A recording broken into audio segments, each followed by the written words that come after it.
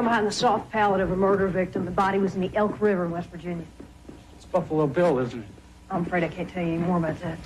That's Jodie Foster as an FBI trainee on the trail of a serial killer in The Silence of the Lambs, a depressingly brutal thriller that I found completely lacking in redemptive quality. So I sat there thinking, why are all these talented people involved in this project? Oscar winner Jodie Foster works for an FBI boss who apparently believes that it takes one to know one, and so she pays a visit to another serial killer to track one.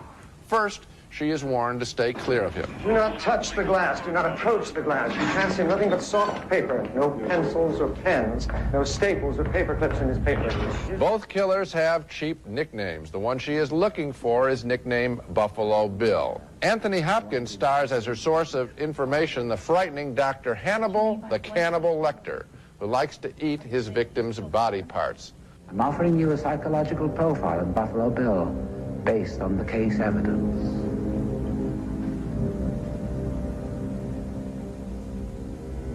I'll help you catch him, Clary.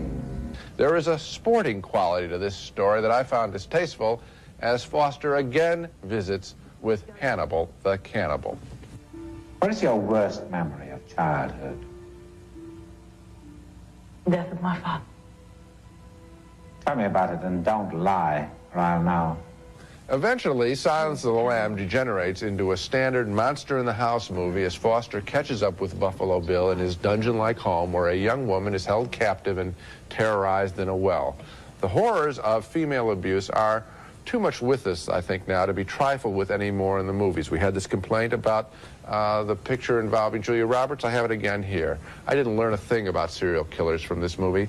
A much more honest, less exploitive film on the same subject was last year's Henry, Portrait of a Serial Killer. By contrast, The Silence of the Lambs is a star-studded freak show directed by the usually enormously talented Jonathan Demme, who I think for the first time in his career has picked a surprisingly trashy project. Well, this is a tough film to review because, of course, in terms of its subject matter, one can easily target it as you have. And also, I think that the ending doesn't really work. Once she gets into the house of Buffalo Bill, it does become a standard who's behind this door, who's going to jump on me from the shadows. The first part of this film, though, Gene, is terrifically effective, partially because of the real tension, the dynamic interaction between Jodie Foster and Anthony Hopkins. It's one of the most peculiar and fascinating relationships I've seen in a movie in a long time. Hopkins is very good here. Foster is very good here. The dialogue is at a very high level of intelligence, and the movie works not perhaps in the same way as Henry, Portrait of a Serial Killer, but effectively. And I think that you're really shortchanging a lot of skill and craft and art that went into this film. No, you know, sometimes you say, I think you blew it on this one. I think you're being too easy on this picture in this way. He is presented, the Anthony Hopkins character is presented as this big evil thing, and we're going down there to see them, a journey into hell and all that. And frankly, he was so pumped up, and the music was so pumped up at such a high level that I worked for me. It worked. Well, then you're easy, because for me, I thought, oh, come on.